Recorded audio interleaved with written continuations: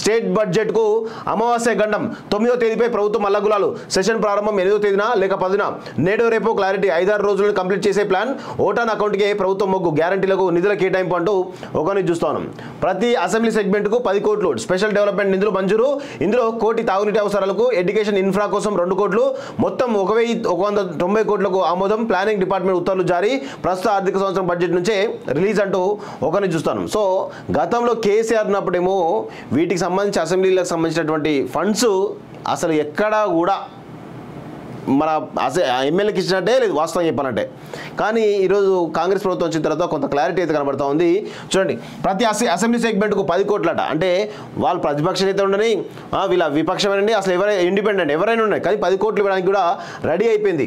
Special development ఫండ్స్ను విడుదల చేయాలని సర్కార్ నిర్ణయించింది. ఈ నిధులను ఏ అవసరాలకు ఖర్చు చేయాలో కూడా ఖరారు చేసింది. రాష్ట్రంలో మొత్తం 119 సెగ్మెంట్లకు ఏడాది బడ్జెట్ 2023-24 కేటాయింపుల నుంచే రిలీజ్ చేయాలని డిసైడ్ చేసింది. ఇందుకోసం మొత్తం 190 కోట్లను విడుదలకు ప్లానింగ్ డిపార్ట్మెంట్ పరిపాలనాపరమైన అనుమతులను మంజూరు చేసింది. జిల్లా ఇన్ఛార్జ్ మంత్రుల పర్యవేక్షణలో కలెక్టర్ల ద్వారా నిర్దిష్టమైన పనుల కోసం నీటిని విడుదల చేయనున్నట్లు ఆ డిపార్ట్మెంట్ సెక్రటరీ నదీ మహమ్మద్ 2 రోజుల క్రితం విడుదల చేసిన ఉత్తర్వుల్లో పేర్కొన్నారు. విద్యా తాగునీటి అవసరాలకు ఈరోజు పెద్ద ఎత్తున మొత్తానికైతే స్పెషల్ డెవలప్మెంట్ ఫండ్స్ రిలీజ్ అయినట్టు తెలుస్తూ ఉంది.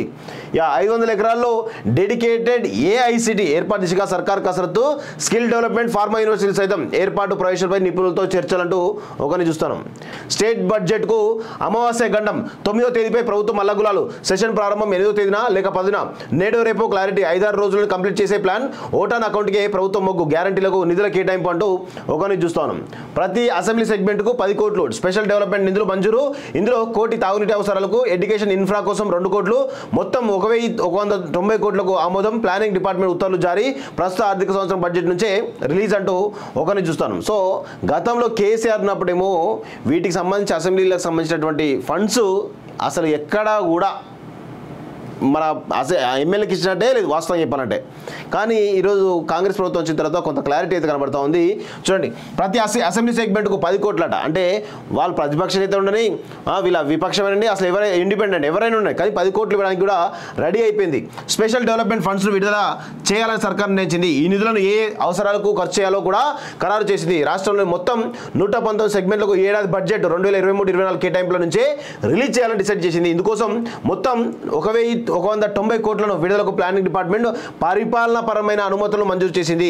జిల్లా ఇన్ఛార్జ్ మంత్రుల పర్యవేక్షణలో కలెక్టర్ల ద్వారా నిర్దిష్టమైన పనుల కోసం నీటిని విడుదల చేయనున్నట్లు ఆ డిపార్ట్మెంట్ సెక్రటరీ నదీ మహమ్మద్ 2 రోజుల క్రితం విడుదల చేసిన ఉత్తర్వుల్లో పేర్కొన్నారు.